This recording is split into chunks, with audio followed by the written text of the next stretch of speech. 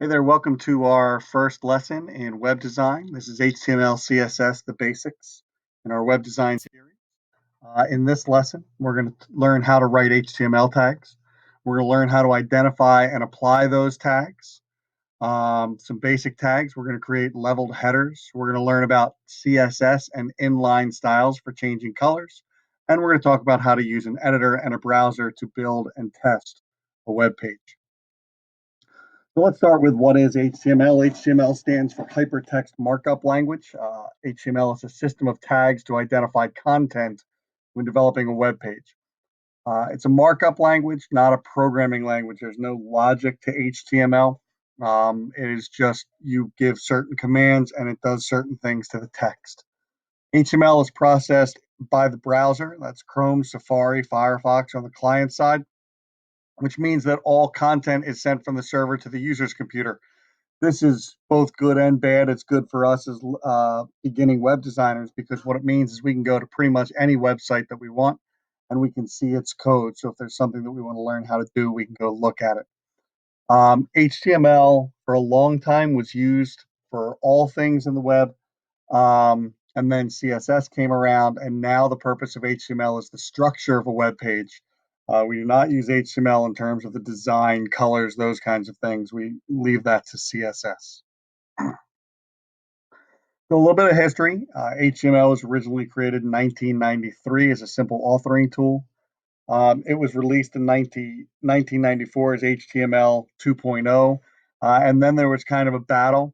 Netscape, which is now Firefox, and Microsoft Internet Explorer in the early years, each developed kind of their own system of tags. And so what you would have to do is you would have to build a web page for Netscape, and then you would have to build a separate web page for for Microsoft, and then you would have to insert some JavaScript and do what's called browser sniffing to figure out which browser they were on to load the appropriate page.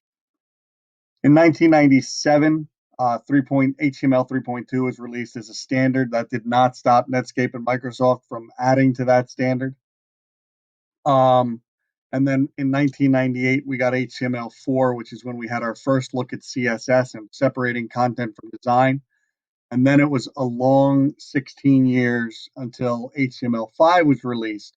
And the goal here was to continue to standardize HTML across browsers. And for the first time in a long time, there were also some major alterations to the language and the elements within. So HTML is based on something called tags, and you'll see down here a tag is um, enclosed in these greater than and less than brackets. It's got an opening tag here, and it's got a closing tag over there. Most of the time, the only difference between the opening tag and the closing tag is the use of this forward slash. Also, opening tags can have attributes in them. And you can see href equals page.html. That's an attribute. The name of the attribute is href. The value of the attribute is page.html. So when we write this, we're going to write our attribute equals, and then in single quotes, whatever the value of the attribute is. Additionally, we're always going to write our elements or our tags in lowercase. So I use the lowercase a in both places. And then between the two A tags, you'll see the actual content. That's the visible content that appears on the page, and it will say, click me. All right, so creating and editing web page code. To create a page, we need a text editor and we need a web browser. Chrome is the preferred browser, but you can use Chrome, Firefox, Safari, Edge, any of those. Three free text editors are available below. Notepad++ is a Windows-only download. It's what you'll see me using. Atom is a Windows and Mac download where you can write your HTML code. And Parrot is actually a Chrome add-on, which means it will work not only in Windows and Mac, but it will also work in Chromebook as well. So you'll see down at the bottom the process. In our text editor, we edit and save the code. And then we go over to the browser and we refresh the view in the browser and then we repeat. So I'm going to show you what this looks like here. Um, let me come out here. So I've got my notepad set up here and I've got my web page set up over here. So I start with basics and we'll discuss these shortly.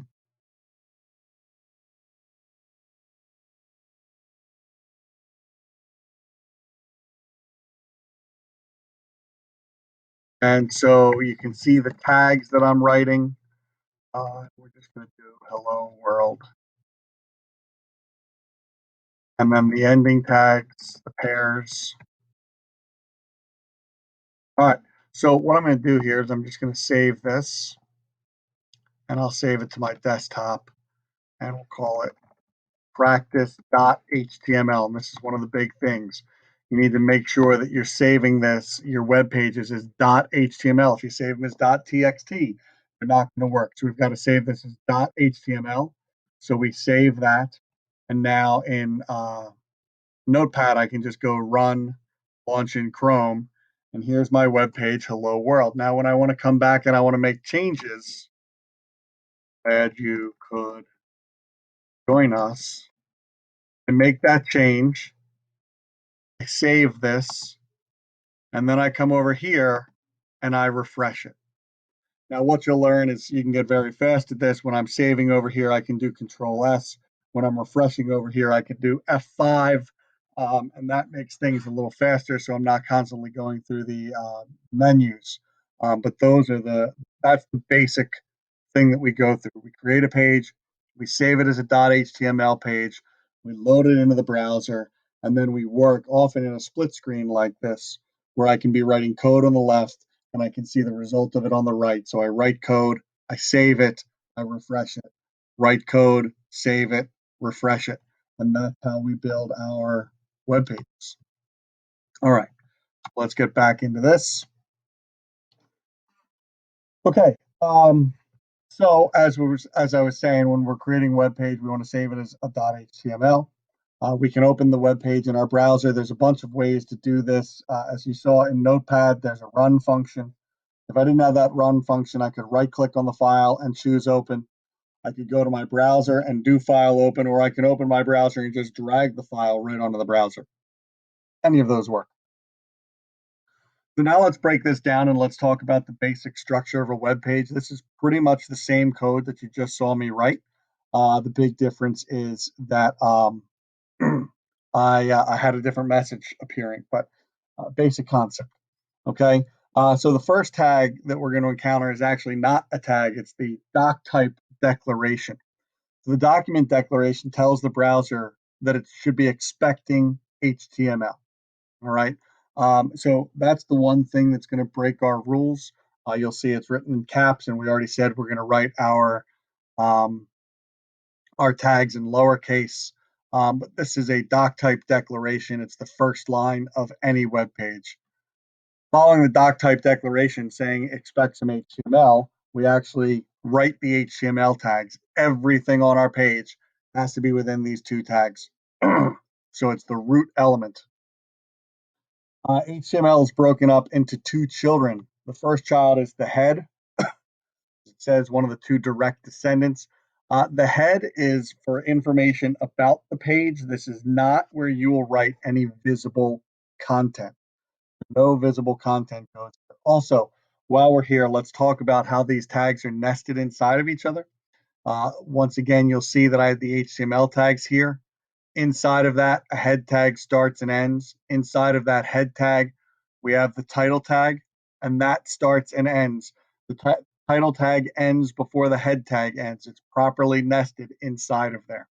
I'm also using tabbing for readability so that I can see that HTML's children are head and body, and that head has only one child, and that's title. As I was saying, head has information about the page, no visible content on the page. There'll be very few things that we write in the head of a document until later. Um, the one thing that we have right now is the title. It's title for reference. It does not appear on the page, but it does appear in the browser tab.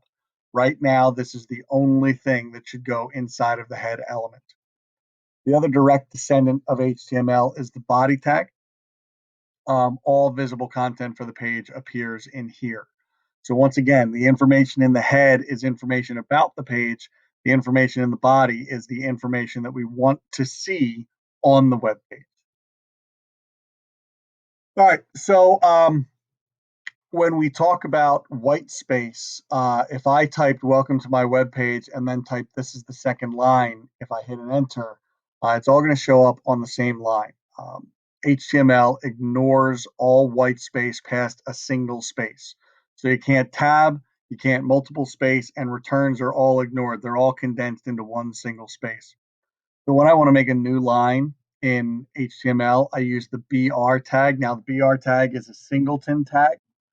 And by saying a singleton tag, meaning it doesn't have a closing partner. So you'll see at the end of this tag, we get a single slash, single forward slash. So this is kind of a special situation. We'll encounter a handful of these. Most of our tags will have an opening and closing partner like the body does, but there are a few singleton tags. The BR tag stands for line break, and once again, as you can see over here, it says welcome to my web page, and then there's a line break, and then there's another line. Now we'll talk about some heading tags. There's a number of heading elements, H1 through H6. Please do not get these heading elements confused with the head of the document. The head of the document, once again, is above the body, has information about the page. The heading tags are kind of like creating titles on a page. So if you think of it as a textbook, H1 might be the title of the textbook, and they get smaller as they go on. So H2 might be the units, H3 might be the chapters, H4 might be the sections in each chapter, etc., etc.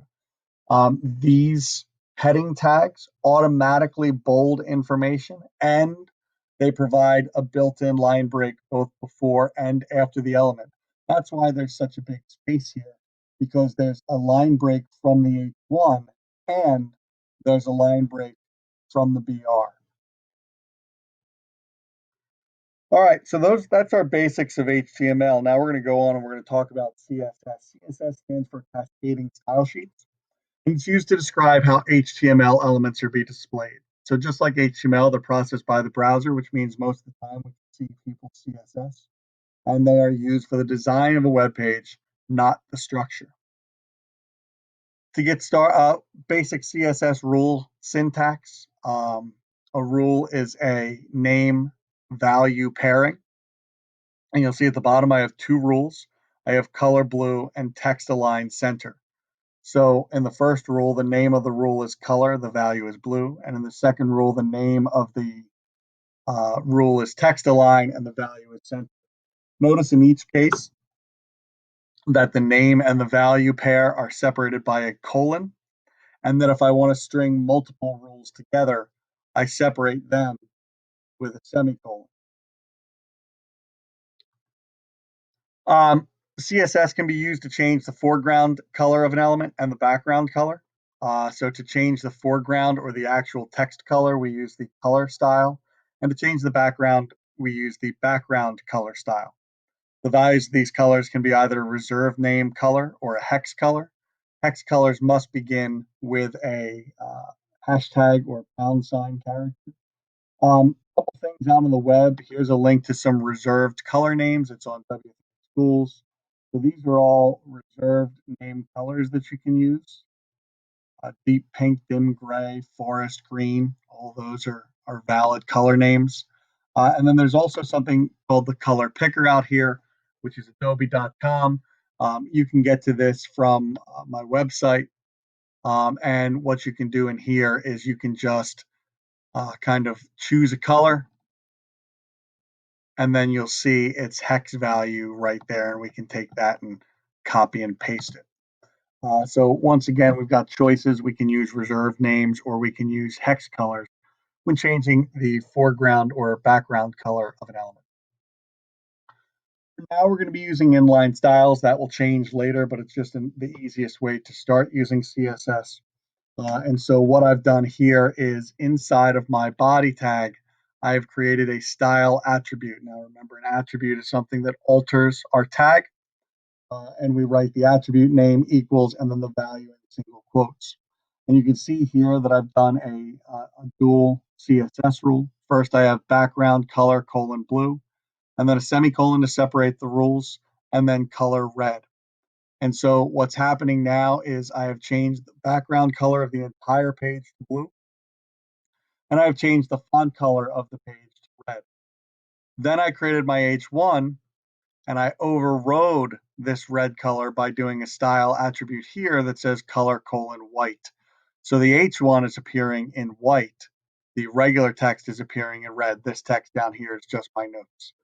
Inline styles are applied to an element using the style attribute. Remember, we're still using name: value and separating with a semicolon. And no matter how many styles you have there separated by a semicolon, they all get enveloped in one set of single quotes. So just as a review, here are the things that we talked about. We talked about the document declaration. We talked about the head HTML, title, body, heading, and BR HTML tags. And then CSS styles, we talked about the color and the background color. So let's just go back here for a second to look at what we've got going on. And I'll just show you some examples again. So for example, here, if I hit enter and I refresh, the output hasn't changed. Again, that's because of the uh, ignoring white space. So if I come in here and I put a BR tag, then I get a space. If I put two BR tags, and I get an actual space between the lines. This one ends the first line, this one ends the second line, and then this goes on the third line. I'm going to come into here, into the body, and I'm going to apply a style element, and I'm just going to say color green, and I save and refresh. And so now the text color is green. And if I do a semicolon and I do background color black, switch this across here so you can see it better. Notice both the color green and the background color black are inside the same set of single quotes. Also to note, when I separate a name and value in CSS, I'm using a semicolon. When I separate a name and value in HTML attribute, I'm using an equal sign. So once again, let me save this and refresh it, and we can see that. And now I'm going to put in just a quick couple of headings. Heading 1, and then I'll just do an H2, and you'll get the sense. Heading 2. And so they get significantly smaller and smaller all the way down to a heading 6.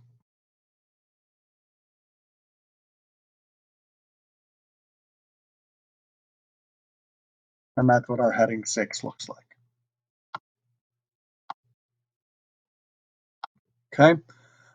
So at this point, you can try this problem. Make a page with your name in an H2 with white text on a black background.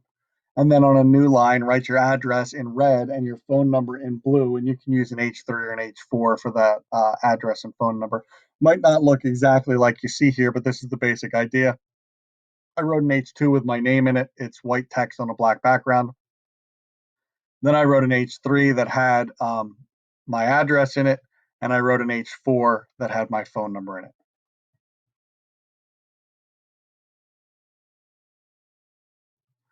Here's a solution to that problem.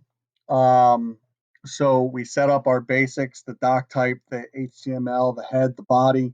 The title is lesson 1 practice. And then inside the body, I'm going to have an H2 style, background color, black color, white, which says Mickey Engel. And then I have an H3, which is style color blue, which gives me my address with a BR tag. And then I have another H3, style color blue, 610-825-1500, and then I end that H3. So that's it for our lesson 1, HTML, CSS, the basics. Come on back and check out our lesson 2 video where we will talk about formatting text. See you next time.